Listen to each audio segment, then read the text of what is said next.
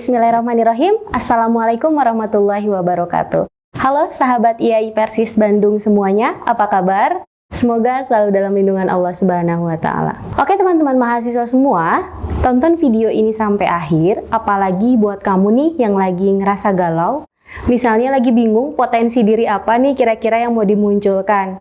Atau mungkin kalian udah pernah coba, tapi kok kayaknya gagal terus gitu ya. Atau mungkin kalian sampai sekarang belum kepikiran untuk punya self-improvement atau self-development apa yang ada dalam diri kalian.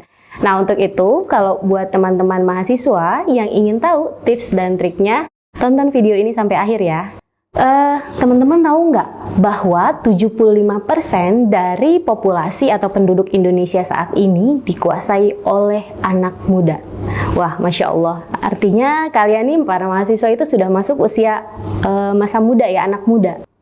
Dalam salah satu bukunya Prof. Renald Kasali, dalam judulnya Strawberry Generation. Wah, Masya Allah. Strawberry Generation itu diibaratkan seperti penggambaran dari generasi Z saat ini.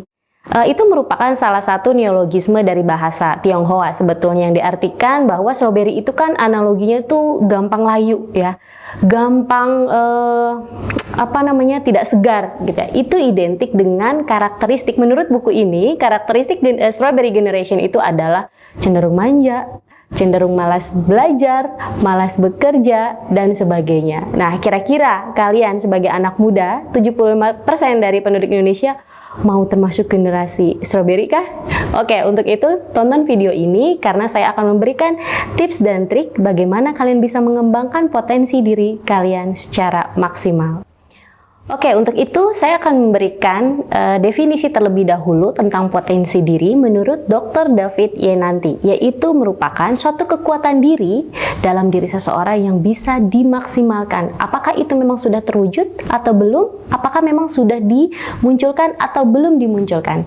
Nah, potensi diri ini menurut David Yenanti ini terdiri dari dua cara. Yang pertama itu adalah facilitating conditioning. Nah, ini adalah, kalau misalnya kita artikan ya, facilitating artinya fasilitas. Jadi kondisinya itu difasilitasi. Contohnya, ibu-ibu milenial zaman sekarang itu sering sekali memfasilitasi literatur untuk anak-anaknya. Seperti buku-buku Montessori tentang bagaimana pembelajaran atau metode baca dengan bermain langsung di alam atau dengan langsung diimplementasikan.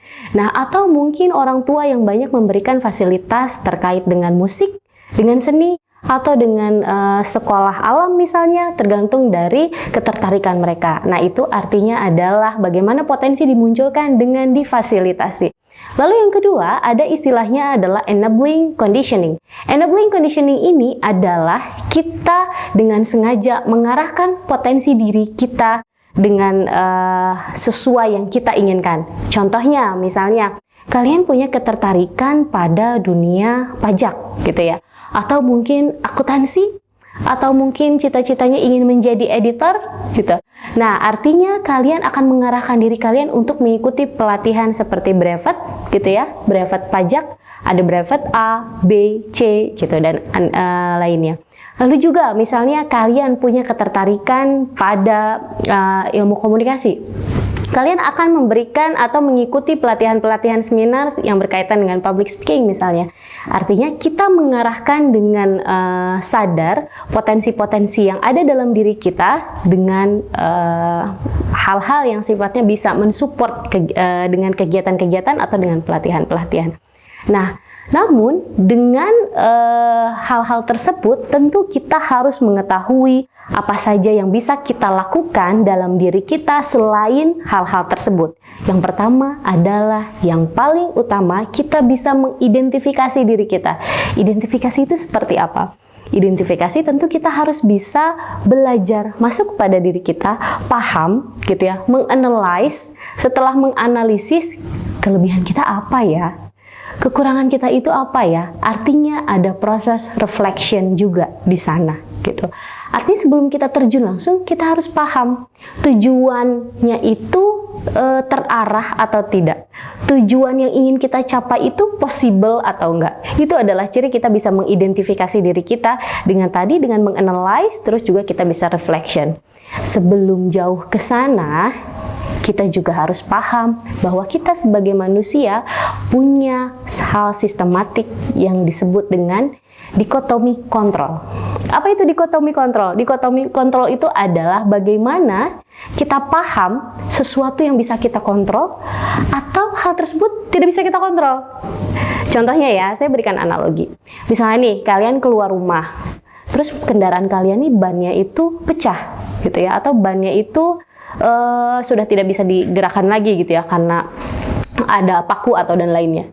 Nah, cara yang pertama ketika kalian bisa mengontrol itu, kalian akan mendorong motor tersebut, kendaraan tersebut dengan daya dan tenaga kalian gitu ya, ke bengkel untuk direparasi gitu.